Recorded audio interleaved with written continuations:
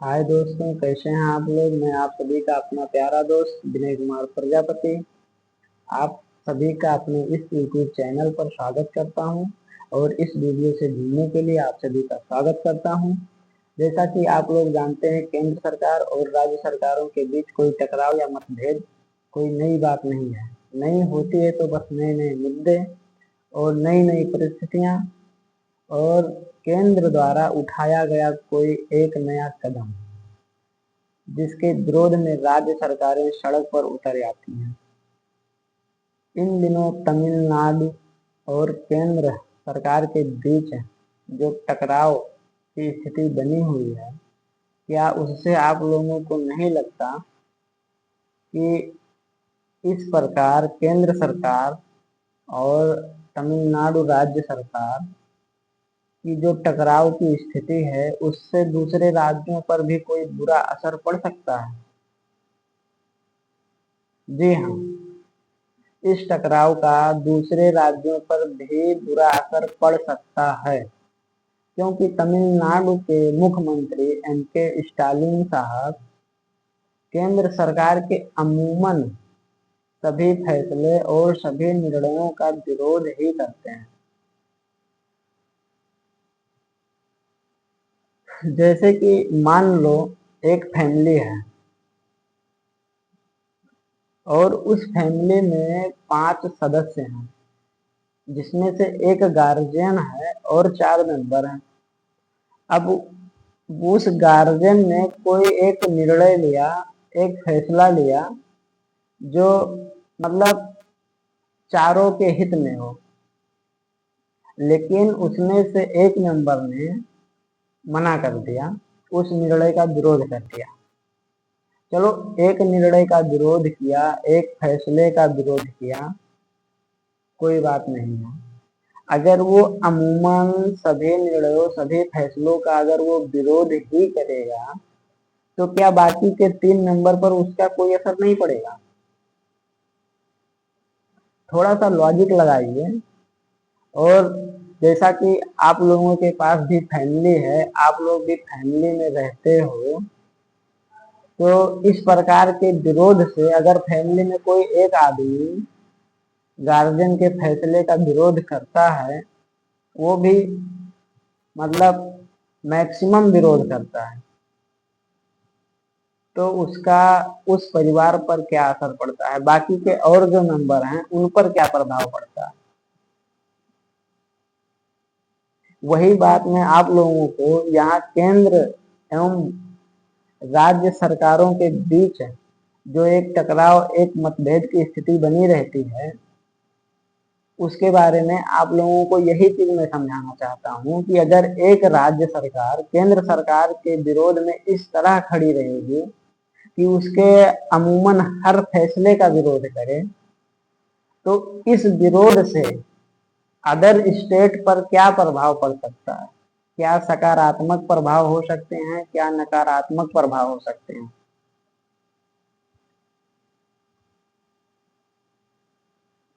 अभी कुछ दिनों पहले तमिलनाडु राज्य सरकार के जो मुख्यमंत्री जी हैं M.K. स्टालिन, वो जो है निर्वाचन क्षेत्र पर सीमन का विरोध किया और उसके बाद में फिर जो केंद्र सरकार द्वारा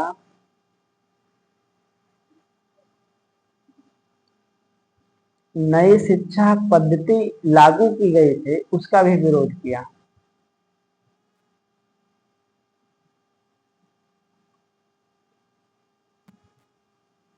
तो क्या आप लोगों को नहीं लगता कि इस प्रकार के विरोध से कोई और राज्य भी इस विरोध में खड़ा हो सकता है, कोई और स्टेट भी इस विरोध में खड़ा हो सकता है? और अगर खड़ा हो जाए तो भारत की अखंडता का क्या होगा, भारत की संप्रभुता का क्या होगा?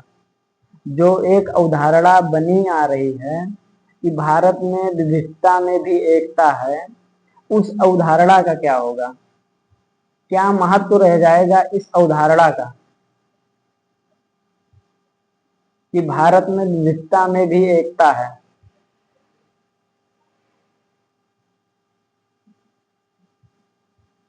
क्या महत्व रह जाएगा भारतीय संविधान के प्रस्तावना में लिखे अखंडता और संप्रभुता शब्द का?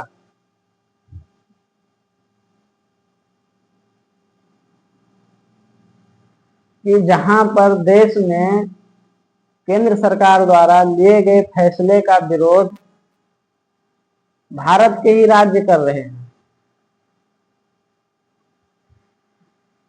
क्या इस टकराव से, क्या इस मतभेद से वैश्विक स्तर पर कोई असर नहीं पड़ता?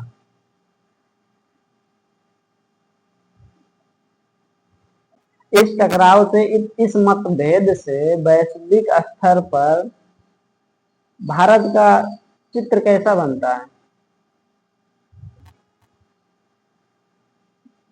आप लोग थोड़ा सोचिए, और इस चीज का अगर आपको नॉलेज है तो मुझे कमेंट करिए, नहीं तो वैसे भी अगले एपिसोड में मैं इसी मुद्दे पर पूरी की पूरी चर्चा करने वाला हूं।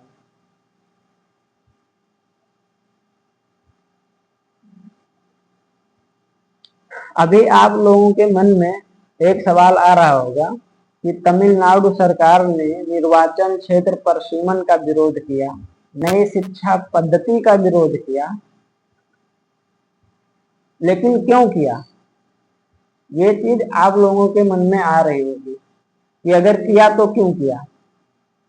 तो वही सब चीज जो है, उसी चीज का कारण, विरोध का कारण क्या है और इस मतलब समस्या का समाधान क्या है, इन सब का जो चर्चा है वो हम अगले एपिसोड में करेंगे।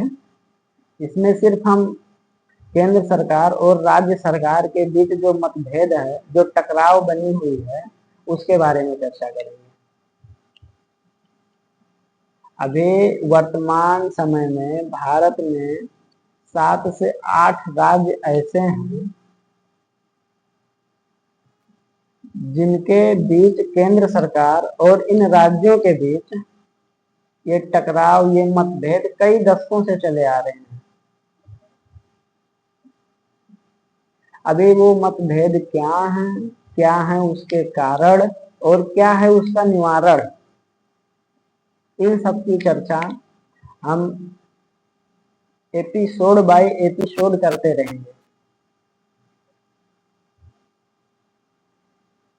क्योंकि एक ही वीडियो में तो मैं पूरा का पूरा बता नहीं सकता। बताने में कोई दिक्कत नहीं है, सब कुछ एक ही वीडियो में मैं कर सकता हूँ, लेकिन आप ना देखते देखते बोर हो जाएंगे। हाँ, बाकी ये वीडियो जो है वो एग्जाम ऑफ व्यू से भी इम्पोर्टेंट होती है, क्योंकि जो बड़े बड़े कॉम्पिटिटिव एग्जाम होते हैं उनमें पॉलिटी के ऐसे क्वेश्चन भर भर के आते हैं इस प्रकार के। जब आप ये पूरा एपिसोड देखेंगे, जितना कि मैं बनाऊंगा, फिर आपको थोड़ा बहुत नहीं, बहुत समझ में आएगा कि कैसे क्या हुआ, कैसे क्या नहीं हुआ, और क्या कारण है इन सब टकराव, इन सब मतभेदों के बीच क्या कारण हुए जो राज्य सरकार इस प्रकार से केंद्र सरकारों के विरोध में आ रही है, और क्या असर हो सकते हैं इन विरोध का।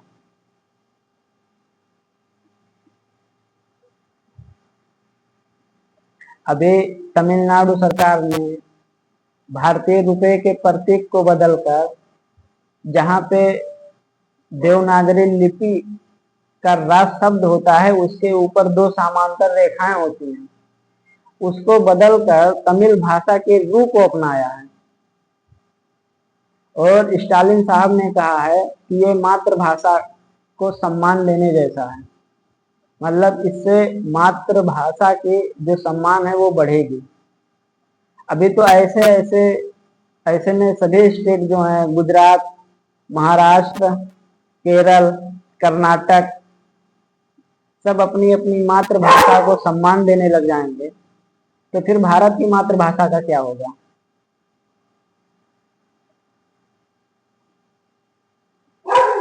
इस पे भी थोड़ा विचार करना चाहिए इस देश के बुद्धिजीवियों को। बाकी सब थोड़ा बहुत आप लोग भी सोचिए। कि क्या करना चाहिए क्या नहीं करना चाहिए। अगर कोई टकराव हो रहा है, कोई विरोध हो रहा है, तो क्यों हो रहा है।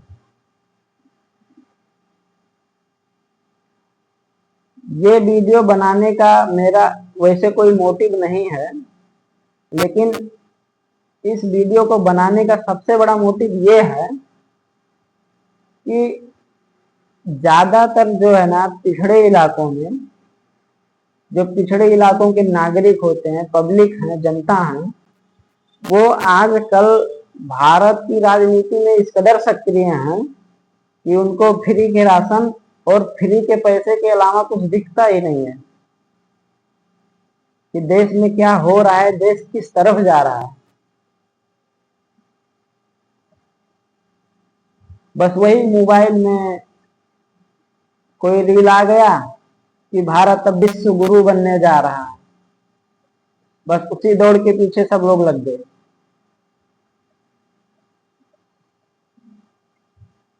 भारत के अंतर राज्यों में शांति नहीं है और वो विश्व गुरु बनने जा रहा है, कैसे मुमकिन है भाई।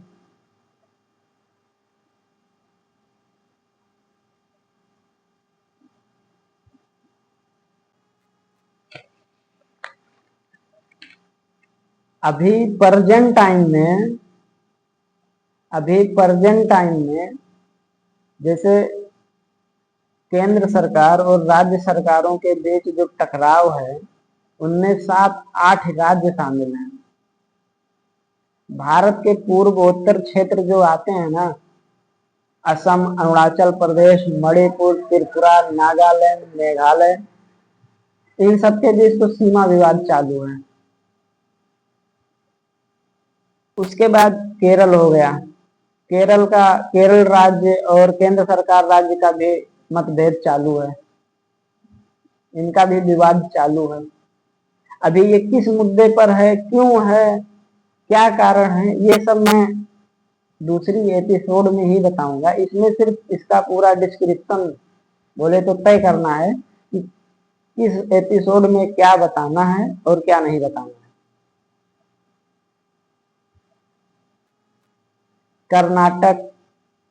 कर्नाटक राज्य और केंद्र सरकार, इन दोनों के बीच भी मतभेद है, विवाद है। पश्चिम बंगाल और केंद्र सरकार के बीच मतभेद है। पंजाब और हरियाणा, इन दोनों का केंद्र सरकार के साथ चंडीगढ़ को लेकर मतभेद है। अभी चंडीगढ़ को लेकर क्यों मतभेद है, क्यों टकराव है, ये सब मैं अगली ही एपिसोड में बताने वाला हूँ। बाकी आप लोग तैयार रहिए, दूसरे एपिसोड हम जल्दी ही लेकर आएंगे। और इस वीडियो को पूरा देखने के लिए आप सभी लोगों का धन्यवाद। जय हिंद।